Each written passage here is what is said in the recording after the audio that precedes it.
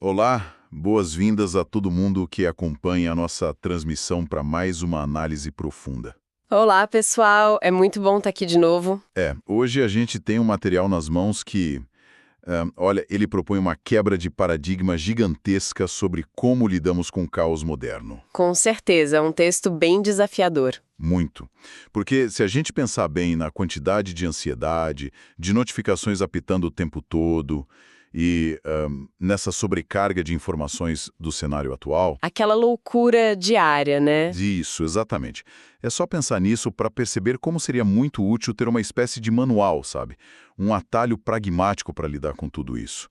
E o nosso objetivo hoje é justamente extrair a sabedoria mais aplicável de um texto muito particular, escrito há quase 2000 anos. Que são os trechos do livro 4 das Meditações. Exato. Os diários pessoais e filosóficos do imperador romano Marco Aurélio. E eu diria que é um privilégio enorme debater esse material, porque o que realmente fundamenta o peso dessas anotações é o contexto em que elas foram feitas, sabe? Não era para ser um best-seller, né? Longe disso. Não estamos lidando com um livro escrito para ser publicado ou para angariar seguidores, provar uma tese acadêmica. Eram reflexões íntimas. Anotações para ele mesmo. Perfeito. Era um homem que governava o império mais poderoso daquela época, tentando, manter a própria mente em ordem, e isso enquanto lidava com guerras nas fronteiras, traições de generais super próximos. Uma pandemia, inclusive. Sim, a praga antonina, uma pandemia devastadora, além de todo o peso político absoluto. Então, é a filosofia despida de qualquer vaidade, aplicada na sua forma mais crua e real possível. E tem um ponto logo no início dessas anotações que captura perfeitamente uma angústia que é muito nossa, muito atual. A questão da fuga. Essa mesma. O texto aborda aquela vontade quase instintiva que o ser humano tem de buscar refúgios. A necessidade de tirar férias, fugir para o campo, para a praia, ir para as montanhas. Só para escapar do estresse da rotina. Isso. Porque na teoria a ideia de buscar a natureza soa como a solução ideal para o esgotamento. Mas tem um contraponto muito interessante a se fazer aqui. Certo. Vamos desempacotar isso? Como é que essas anotações desconstroem essa necessidade de fuga física? É que o texto quebra essa ilusão de uma forma bem direta. Ele classifica essa busca incessante por retiros no campo ou no litoral como algo bastante comum, até vulgar, sabe? Vulgar no sentido de ser comum demais? Isso, no sentido de ser uma reação automática, pouco refletida da maioria das pessoas.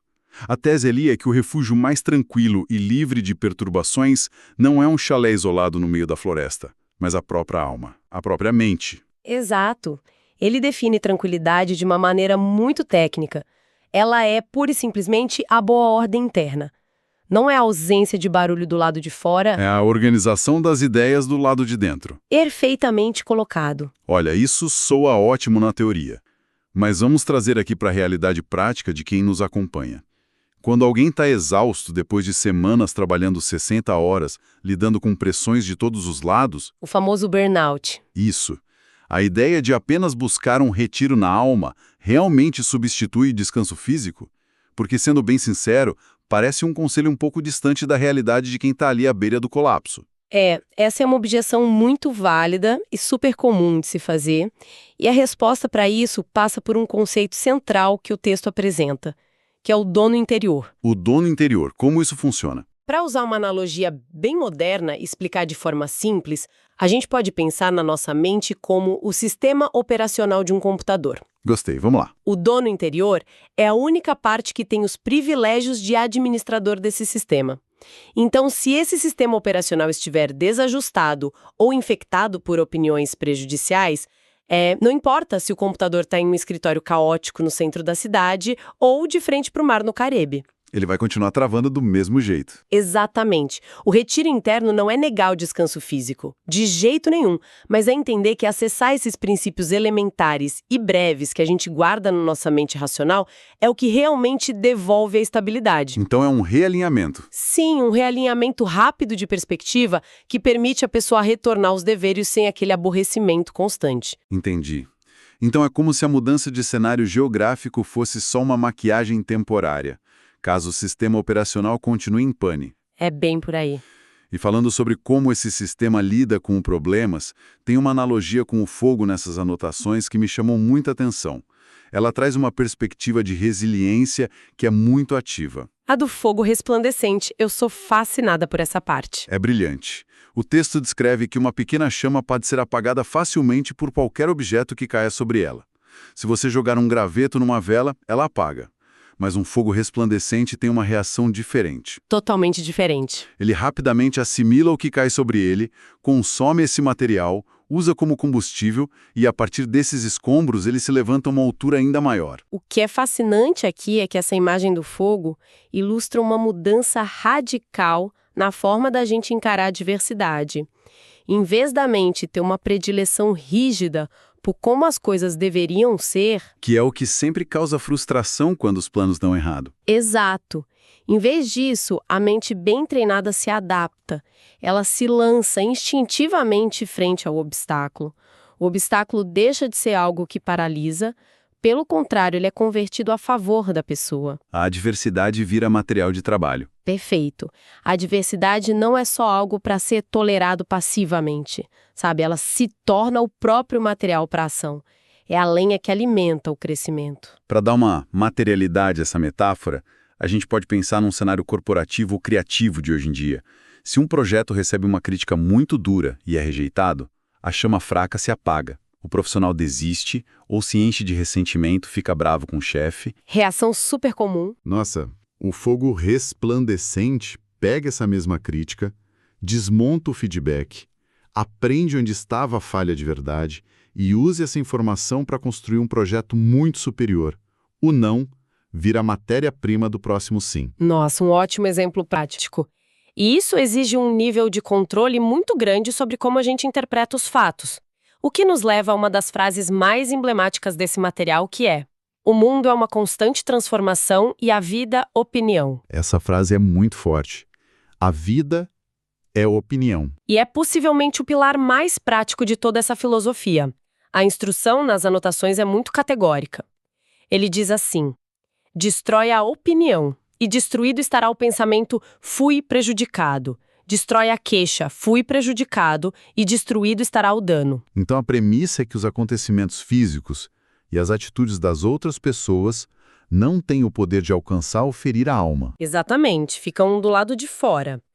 Toda a perturbação emocional que a gente sente surge única e exclusivamente das nossas opiniões interiores sobre esses fatos externos. Isso significa que o evento em si é totalmente neutro. Por exemplo, se um pneu fura a caminho de um compromisso importante, o fato objetivo é apenas que tem borracha rasgada e ar escapando. Física e mecânica, só isso. Só isso. Mas a frustração, a raiva, aquela narrativa mental de que o universo está contra mim hoje, ou de que o dia está arruinado, tudo isso é a camada de opinião que a gente adicionou ao evento. O sofrimento só ganha vida porque a nossa mente consentiu em assinar um contrato com essa narrativa. A mecânica é exatamente essa.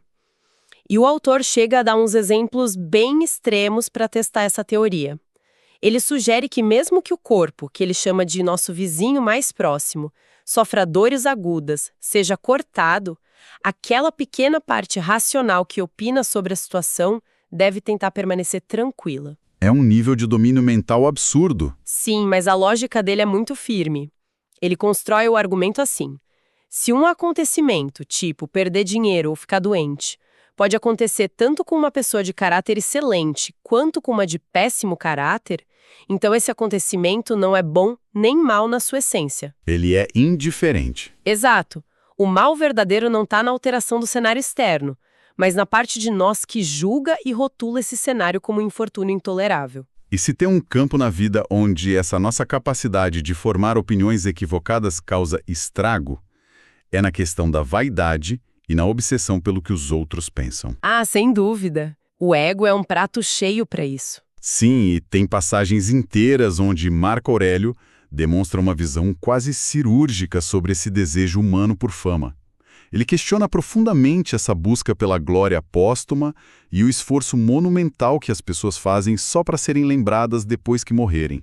É um humor muito sutil, né? Muito. O questionamento central é duro. Qual a lógica de condicionarmos a nossa paz de espírito ao elogio de pessoas que, em um piscar de olhos, também vão estar mortas? É genial, porque essa análise propõe um exercício de zoom out absoluto da realidade. O convite é para olhar para o abismo do tempo infinito.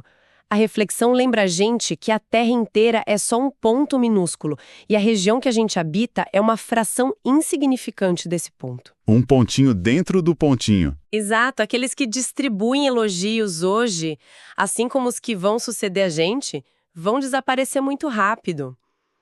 Ele tem uma descrição poética que compara as gerações a objetos que se acendem e logo se apagam.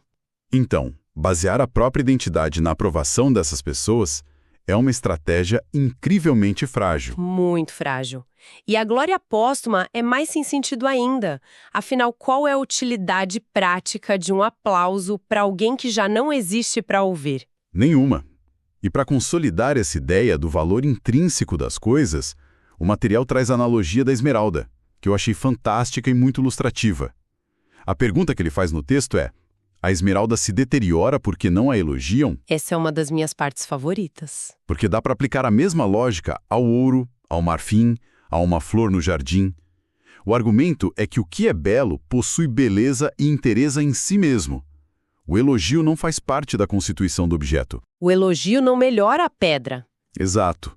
Se a gente trouxer isso para o mundo atual das redes sociais, é como perceber que buscar validação online é tentar colocar um filtro digital em uma esmeralda verdadeira. A pedra já é verde. O filtro ou os likes não alteram a composição química ou o valor real dela em absolutamente nada. É uma ótima ponte com os dias de hoje. Essa metáfora nos convida a fazer uma auditoria interna muito honesta sobre as nossas motivações. Se o valor do trabalho ou das ações de uma pessoa depende de validação externa para ser sentido como real, então essa pessoa entregou o controle da própria vida na mão dos outros. Ela virou refém. Totalmente refém. As anotações defendem que virtudes como a integridade, a benevolência e a busca pela verdade não melhoram quando são aplaudidas e não sofrem arranhão nenhum quando são criticadas. Elas se sustentam sozinhas. A necessidade constante de aprovação é só um ruído desnecessário. E essa ideia de cortar o ruído se conecta perfeitamente com um conselho que eu achei brutalmente prático sobre produtividade e foco. O conselho das poucas atividades. Isso.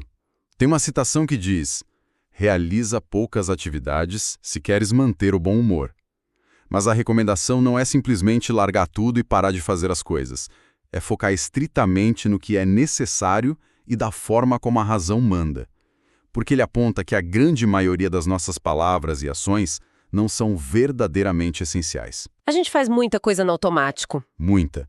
E a tese é que, ao eliminar o que é supérfluo, a gente ganha tempo livre e um estado de espírito muito mais tranquilo. E o aprofundamento que o texto faz nesse ponto é o que o torna tão relevante para nós agora. A recomendação não se limita a só cortar reunião inútil ou tarefas físicas que não agregam valor. A orientação é eliminar também as fantasias desnecessárias. A sobrecarga mental. Exatamente. Naquela época, como hoje, grande parte do esgotamento não vem do esforço braçal, vem da carga cognitiva. Uma imaginação não controlada, que gasta energia criando cenário catastrófico para o futuro ou remoendo conversas chatas do passado, leva a ações supérfluas no presente. Você gasta energia com o que nem existe. Sim, e ao limpar esse lixo mental e focar só no que é demandado pela natureza racional e sociável do ser humano, a gente atinge um otimismo e uma clareza que só aparecem quando estamos livres dessa hiperatividade toda. Faz muito sentido.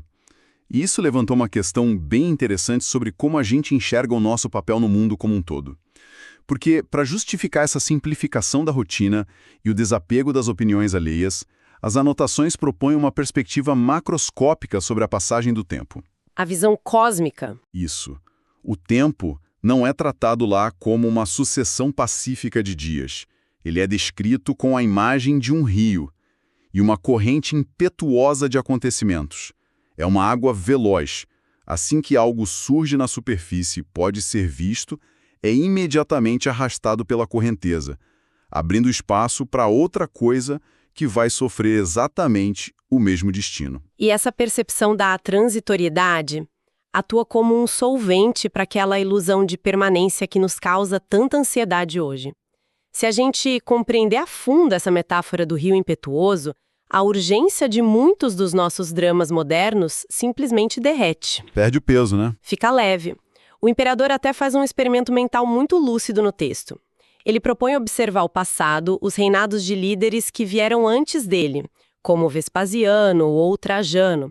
Ele mapeia o comportamento social daquelas épocas. E ele vê as mesmas coisas que aconteciam na época dele. Exatamente as mesmas coisas, pessoas casando, criando filhos, sofrendo doenças, festejando, buscando promoção, reclamando da política. Tramando contra adversários. Sim, a natureza humana operava em capacidade máxima com os mesmos dramas que a gente presencia hoje.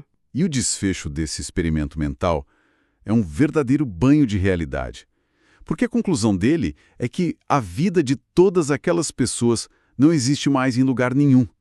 Médicos que previram a morte de vários pacientes, filósofos que debateram os segredos do universo, astrólogos, tiranos que governaram com mão de ferro, todos tiveram rigorosamente o mesmo fim. Todos viraram pó. Sim, tem uma frase que resume a trajetória biológica de qualquer pessoa histórica ali. Ontem, germe. Amanhã, múmia ou cinza. E dá para traçar um paralelo direto com os dias de hoje. As polêmicas que dominam os noticiários essa semana, os escândalos nas redes sociais, tudo isso vai ser completamente esquecido por gerações futuras, engolido pela mesma correnteza. E é fundamental compreender essa escala monumental do tempo para não cair numa leitura nihilista desse material. Longe de ser uma visão depressiva de que nada importa, essa filosofia usa a finitude como uma ferramenta de libertação. Ela tira um peso gigantesco das costas. Tira, porque se a fofoca no trabalho, o trânsito ruim ou a falha num projeto corporativo são insignificantes perante o cosmos, então sobra muito mais energia para focar naquilo que realmente está sob nosso controle no presente. Focar no essencial, como falamos antes. Exato. O texto lembra a gente de processos cíclicos de elementos que já eram discutidos por filósofos anteriores, observando que a morte de um elemento é o nascimento de outro num ciclo contínuo da natureza. A terra vira água, a água vira ar e assim por diante. A dissolução do corpo é só a mecânica do universo operando corretamente. E a partir desse entendimento tão prático de que a morte é só uma reciclagem da natureza, a gente chega numa imagem muito poderosa sobre como suportar o atrito da vida enquanto a gente ainda está por aqui. Perto do fim desse quarto livro, o autor apresenta a metáfora do rochedo. Essa imagem é o fechamento perfeito. É sim. A instrução é clara. Seja semelhante a um rochedo contra o qual as ondas quebram de maneira incessante. A rocha não se move. Ela permanece firme e, com o tempo, a violência da água ferve e finalmente adormece ao redor dela. Essa metáfora consolida a virada de chave mental sobre como a gente deve reagir diante do inevitável. Diante de uma crise, a narrativa padrão e automática das pessoas, motivada por aquela opinião não examinada, é lamentar. Todo mundo diz: sou profundamente infeliz porque este infortúnio aconteceu comigo. É a reação de se colocar como vítima da situação. Exato. E o que o texto propõe é uma inversão completa de valores. A narrativa fortalecedora passa a ser: sou feliz, porque independentemente da tempestade que desabou sobre mim, continuo de pé, sem ser esmagada pelo presente e sem terror em relação ao futuro. Ou seja, suportar uma grande provação mantendo o próprio caráter intacto não é um azar do destino. É uma evidência inegável de força e um motivo real de felicidade. Exatamente isso. Porque as ondas dos eventos externos vão continuar batendo. Isso foge totalmente da nossa alçada. O foco passa a ser puramente a manutenção estrutural do rochedo. Em vez de ficar lamentando a força da água, a gente celebra a nossa capacidade de não se despedaçar. É uma engenharia mental fascinante. Coloca a pessoa como administradora da própria resposta emocional. Sem dúvida nenhuma.